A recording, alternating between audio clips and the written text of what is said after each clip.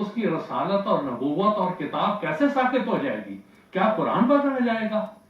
जब कुरान कायम और दायम है क़यामत तक, उसकी हिफाजत का अल्लाह ने वादा किया है, तो जिस ईसा को आप इस रूए जमीन पर हजूर सल्लल्लाहु अलैहि वसल्लम के बाद ला रहे हैं कुर्बे क़यामत के वक्त, वही आखिरी होगा। और यही बात तो ईसाई कहते हैं। आप में और ईसाइयों के अकीदे में फिर क्या फर्क रहा? वो भी तो यही कहते हैं कि इंजील वाला आखिरी होगा, वही कहते हैं कि ईसा इस रूए जमीन पर आखिरी होगा। ये मुसलमान उनकी हाँ में हाँ मिलाते हैं और अजीब तरह का फलसफा है। एक तरफ कहते हैं हम रसूल के वसल्लम को आखिरी नबी कहते हैं, और दूसरी तरफ कहते हैं ईसा आसमान से जमीन पर नाजिल होंगे। इनसे कोई पूछे अपना अकीदा तो सही करो, क्या कहना क्या चाह रहे हो तुम? तो सबसे बड़ी बात यह कि ये ऐसे मखदसे में फंसे हुए हैं, इनको खुद भी पता नहीं क्या कर रहे हैं। अब हाँ, और पहली बात मैंने वाज़ेह तौर पर बता दी कि हम हुजूर सल्लल्लाहु अलैहि वसल्लम को आखिरी शरीयत वाला नबी तस्लीम करते हैं, और मिर्जा गुलाम अहमद साहब कादियानी जो मसीह मऊद है, महदी मऊद है, हजरत मोहम्मद मुस्तफ़ा सल्लल्लाहु अलैहि वसल्लम ने उनको 4 बार नबी कहा है। हम उनको उम्मती नबी समझते हैं, जिल्ली नबी समझते हैं, और ये मकाम उनको अल्लाह और मोहम्मद मुस्तफ़ा सल्लल्लाहु अलैहि वसल्लम की अताअत के नतीजे में अल्लाह ताला ने ये दिया है। एक बात। दूसरी बात इन्होंने बहिश्ती मकबरे के ताल्लुक से रखी। देखें मेरे भाई, बहिश्ती मकबरा ये एक मकबरे का नाम है, एक निजाम का नाम है, और 1905 में हजरत मसीह अलैहिस्सलाम ने इसको कायम किया था। और ये भी हदीस में था कि जब इमाम महदी आएगा तो अपनी जमात के लोगों में जन्नत में उनके मकाम बताएगा, कि वो जो कुर्बानी करने वाले लोग हैं उनके लिए हजरत मसीह मऊद अलैहिस्सलाम ने एक मकबरा बनाया, और उसको बहिश्ती मकबरा कहा जाता है। और उसमें वो लोग शामिल होते हैं जो आने वाली नस्लों के लिए एक नमूना बनते हैं, और इसलिए उसका नाम बहिश्ती मकबरा रखा हुआ है। एक और गलत फहमी जो इनके सवाल में भी है और आमतौर पर फैलाई जाती है कि जो चंदा देता है, जो 1/10 देता है, उसको वहां दफन किया जाता है, दूसरे को दफन नहीं किया जाता। मेरे भाई, आज भी आप बहिश्ती मकबरा कादियान में आके देख लें, बहुत से मज़ारों पर यह लिखा हुआ है बगैर वसीयत के, बाइजाजत हजरत अमीरुल मोमिनीन। जरूरी नहीं है 1/10 दे, जिसको हजरत खलीफतुल मसीह अय्यदुल्लाह ताला बिन सदीद हुक्म फरमाए, वो बगैर वसीयत के भी वहां दफन हो सकता है। 1/10 देना लाजमी नहीं है। ये तो एक शर्त आप 1/10 गिना रहे हैं, वहां पर तो और शराइत बहुत ज्यादा हैं। उसकी कुर्बानी का म्यार, उसके तकवा का म्यार, उसके नेक होने का म्यार, वो सारे के सारे म्यार हैं। ये तो एक 10वीं शर्त है आखिरी कहीं कि 1/10 वो अपनी कुर्बानी का दे। तो ये कोई नहीं है कि जो माल देगा वो जन्नत में चला जाएगा, ये बात नहीं है। वो एक मकबरा है, एक निजाम है।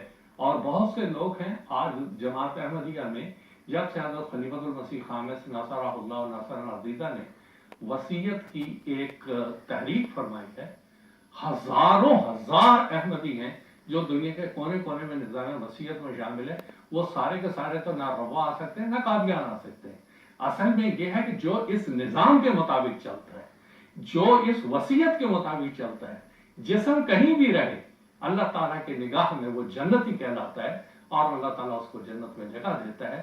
ये सोने पे सुहागा होता है कि अल्लाह ताला ऐसे असबाब पैदा कर दे कि वो यहाँ कादियान में या रब्बा में उसकी तदफीन भी हो जाए, या अगर वो तदफीन ना भी हो सके तो फिर उसका जो है एक यादगारी कतबा लगता है, ताकि उसके लिए दुआ होती रहे, उसके आंदा आने वाले नस्लें उससे ये नसीहत लेती रहें कि इन लोगों ने अच्छे काम किए, इनके नाम आज जिंदा मौजूद हैं, हमें भी अच्छे काम करने चाहिए ताकि हम भी ऐसे मकामात हासिल कर सकें। यह है दूसरी बात। एक लतीफा के तौर पर बताता हूँ, अभी कुछ दिन पहले एक सफर पे मैं था, तो वहां इसी तरह के बाद अहबाब ने मुझे कहा, गैर अहमदी दोस्त थे, जरा मुआनदाना किस्म की ज़हनियत, कि हमने सुना आपने कादियान में एक बहिश्तियों जन्नत बनाई हुई है। मैं कहा हम तो सारी दुनिया को जन्नत बनाना चाह रहे हैं, एक कादियान ही क्या है।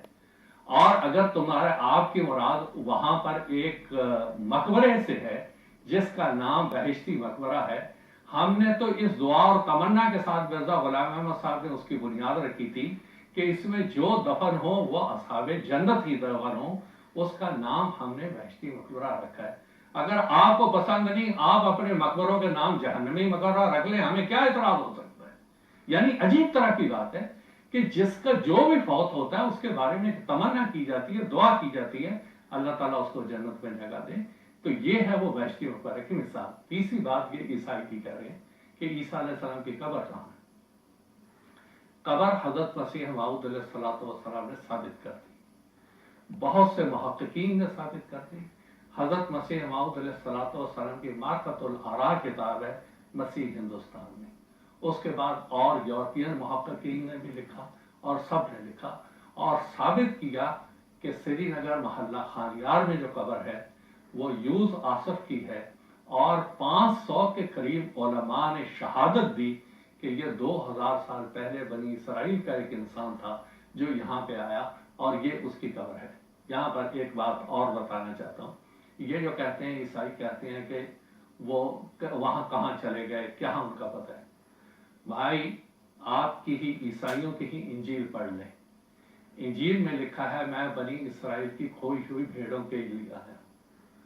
اگر تاریخ سے تھوڑی بھی واقفیت ہے تو یروشلم اور اس کے ارد گرد جو ان کا علاقہ ہے سارا، یہود کے 10 قبائل تھے. صرف بنیامین اور یہودا 2 قبیلے وہاں رہے تھے، 10 تو مشرق کی طرف آ گئے تھے. انجیل کہہ رہی ہے، عیسیٰ علیہ السلام کا قول ہے میں بنی اسرائیل کی کھوئی ہوئی بھیڑوں کے لیے آیا. 10 تو ادھر رہ گئے، وہاں جب پہنچے ہی نہیں تو ان کے آنے کا مقصد کہاں سے پورا ہوا. اور قرآن مجید اس کی تصدیق کر رہا ہے، رسول اللہ بنی اسرائیل، وہ بنی اسرائیل کے رسول تھے. لہذا وہ خود کہہ رہے ہیں کہ میری اور بھی بھیڑیں ہیں جو اس بھیڑ کھانے کی نہیں ہیں، مجھے ان کو لانا ضرور ہے. ان کی تلاش میں وہ مشرق کی طرف آئے اور یہاں آ کے انہوں نے ان کو تلاش کیا، ان کو وہ پیغام پہنچایا جو اللہ کی طرف سے ان کو دیا گیا تھا. اور قرآن مجید یہ بات کہہ رہا ہے وَآوَيْنَهُمَا إِلَىٰ رَبْوَةٍ ذَاتِ قَرَارٍ وَمَعِينٍ کہ ہم نے عیسیٰ علیہ السلام اور اس کی والدہ کو ایک ایسی اونچی جگہ پہ پناہ دی، معین جو کہ چشموں والی ہے. اب آپ دیکھ لیں سری نگر کا وہ علاقہ جہاں پر کہ عیسیٰ علیہ السلام کی قبر ہے، اس کے پیچھے ایک بہت بڑا چشمہ ہے ویری ناگ.